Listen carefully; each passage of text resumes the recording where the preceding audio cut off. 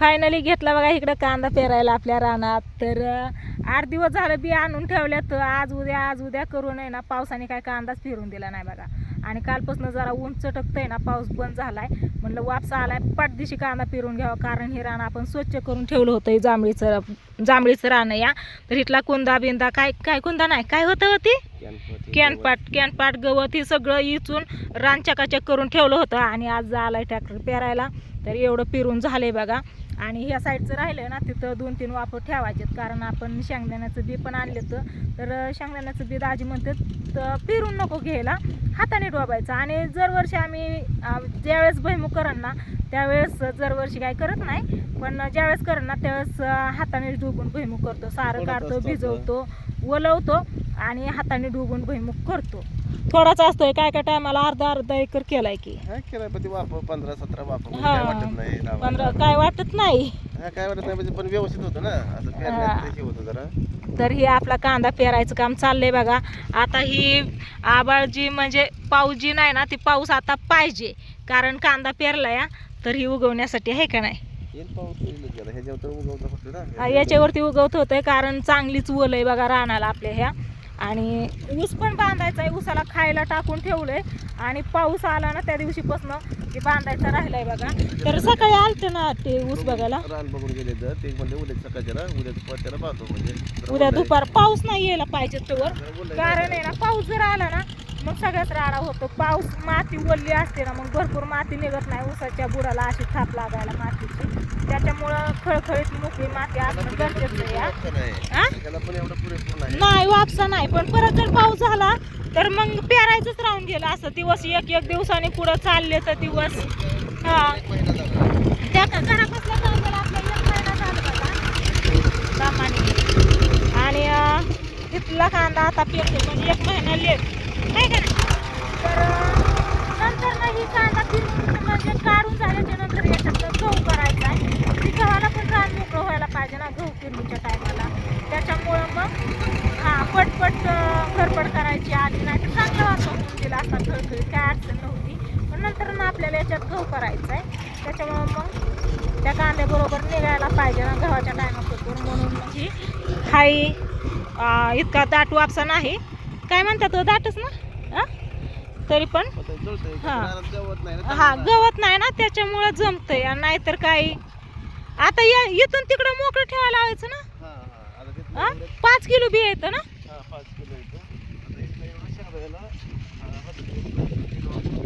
इथून मग इथून सांगितलं का मोकळं चाण म्हणून.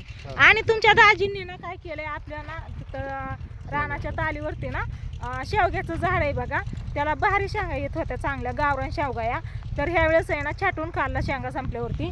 आणि त्याच्या ना काटक्या घेऊन आहे ना का अशा लावल्यात. इथं एक लावलंय, इथं एक लावलंय, म्हणजे असं प्रत्येक ठिकाणी लावल्यात बघा. आणि तेव्हापासून पाऊस चालू आहे त्याच्यामुळे चांगलं मस्त अशा फुटल्या असते ना असं मला वाटतंय. तर कालच मी आलती बघायला, 2 चांगल्या फुटले. तर तुम्हाला पण दाखवते मी कोणची फुटली, ही नाही फुटली. किती प्रत्येक ठिकाणी लावलेत बघा. आणि इथले ना जांभळ काढून टाकली. कारण आहे ना ही जांभळ आहे ना ही होती इथं ना ही पूर्ण असं झाकून जायचं ना रान, तर तिथं काहीच पीक येत नव्हतं बघा. त्याच्यामुळे जांभळ काढली रानातली. आपल्या घरापासून इतकी मोठी जांभळ आहे म्हटलं, त्याच्यामुळं काहीच अडचण नाही. आणि ही ताल पूर्ण अशी बघा, ही गचपान ही काढून मोकळी केली या, चकाचक करून ठेवली ताल. तर हे बघा शेवगा फुटलेला चांगला मस्त असा फुटलाय, बघितलं का कसला भारी फुटलाय ना, चांगला यायला लागलाय. आणि इथं ना शेवग्याची झाडं लय आलती बरं का उगवून. पण हे रान का करलं ना नीट केलं त्यावेळेस सगळी झाडं गेली निघून. चला ही किती मोठं लाकूड लावलंय इथं, केव्हा फुटायचं ही काय व इतकं मोठं लाकूड लावलंय केव्हा फुटायचं. हे बघा हे आपल्या शेवग्याचं झाड होतं. याला काय झालं, खराब होऊ नाही बघा. याला बिशी टाकायचं. हे चांगला फुटलाय बघा, एकदम वरती गेलतं ना लय मोठं. मग म्हणलं आता छटाव म्हणजे परत इथून तिथून लावलं या, इथून तिथून ताल गच्च भरून टाकली. तर ही 3 वाफ आता याच्यातनं बी हाय. असं जरी डुबून घेतलं ना वलवायच्या आधी तरी जमन. हे इकडची ही ताली एकदम स्वच्छ करून घेतली बघा, नाहीतरी असलं गचपान होतं सगळं. याची फुलं गेली काय येऊन, गेली फुलं येऊन टणटणीची. आतमध्ये कसलं भारी हां सगळा चकाचक बांध केलाय बघा. ऊन एवढंच आहे तरी किती चटकतंय व. मी लिंबाच्या सावलीला जाते, लिंबाच्या झाडाखाली सावली आहे बघा इथं. इथं इथे लय ऊन चटकतंय. असू द्या असू द्या, राहिलेलं कांद्यात फिरू. कांद्याच किती सारं झाले तुम्ही मोजून येते. 1 2 3 4 5 6 7 8 9 10 11 12 13 14 15 सारं झालेत बरोबर.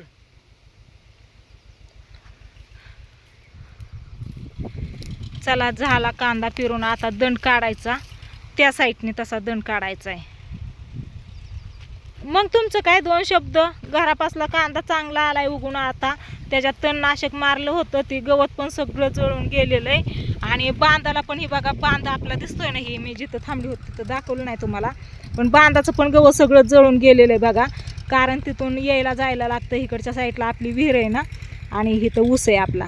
ही बघा, ही ऊस बांधायचा आहे. पहिलं का ह्या साईडला ऊस आहे या, तर ती ऊस बांधायचा आहे. तिकडं जायला यायला लागतं ना रानात, त्याच्यामुळं हे गवत आता पावसा पाण्याचं एकदम दाटदडप येतं ना. इथलं शेवगाव कुठे गेलं हे काय, हे बघा शेवगा इथंच आहे अजून. कसला भारी आहे अजून, हाय असाच आहे. आव 2च पडलं आव, पण 5 किलो काही इथून तिथून डोबायचं या. आपण असं ह्या अंतरावर डोबतो ना.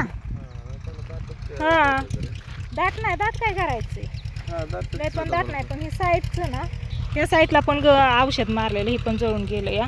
बांध एकदम चकाचक केलेत बघा. चला की त्या साईडला. काय म्हणावं लागणार हा दंड करावं लागेल. दंडच करायला ठेवायचा का दंड काढायचं का इकडं.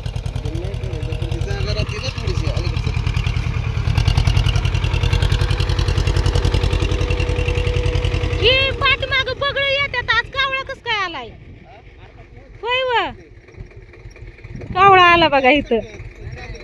काय काय खायला भेटतंय ते बघायला आला या. प्रत्येक वेळेस आहे ना इथं बगळे असतात.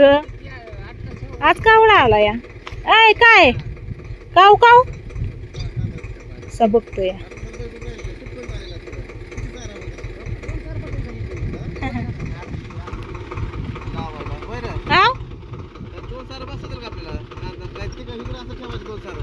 नाही त्या साईडला नको, त्या साईडला कारण नीट येणारच नाही. त्या साईडला कांदा पडू द्या. त्या साईडला ह्या झाडांची सावली पडते ना, त्याच्यामुळे नीट येत नाही तिथं पीक. माहिती आहे ना दरवर्षी कांदा गहू कसा येतो तिथं ते. होय मी प्रत्येक वेळेस इथं बगळ असतात. बगळ कुठं गेलं. अयो गोम कसली या, किती मोठी गोम आहे ही बघा. कसली मोठी गोम आहे. लागलं काय व तिला, बघते तिची ती बघा. काहीतरी लागलं वाटतं यावं तिला. कसली मोठी दिसती या. तिची तिच्या अंगाला खाजवती का चाटते काय माहिती. झाली झाली झाली सरळ यायची माझ्याकडे. कुठे गेली व दिस नाही. दिसली बघा कशी चालली कुठं तरी आसन बसलेली नेमकी चालली. जाऊ द्या चला, व्हिडिओला करते इथंच एंड. आता जाते घरी, कारण आपलं बाळ स्वीटी घरी येतं. आणि आज आमच्या सासूबाई आलेत बघा बाळापाशी, आणि स्वीटीपाशी सासूबाई आहेत. त्याच्यामुळे मी आले इकडं दाजींकडे तुमच्या रानात. नाही तर नाही येणं होत मला रानात. काल पण आलते थोड्या वेळ इकडं, कारण बाळ झोपलेलं, आंघोळ घालून झोपवलं होतं, आणि स्वीटी पण झोपलेली. म्हणलं थोडा वेळ यावं आणि याच्यातलं गवत इचू लागितलं थोडंसं दाजींना, कारण दाजी एकटंच काम करत होतं. मागच्या वेळेस याचत होतं, तुम्हाला मी सांगितलं होतं, दाखवलं होतं बघा घरापासून. इथं दाजी गवत येतात, ह्याच्यात आपल्याला कांदा आणि भुईमूग करायचा. हे घर आपलं हे बघा.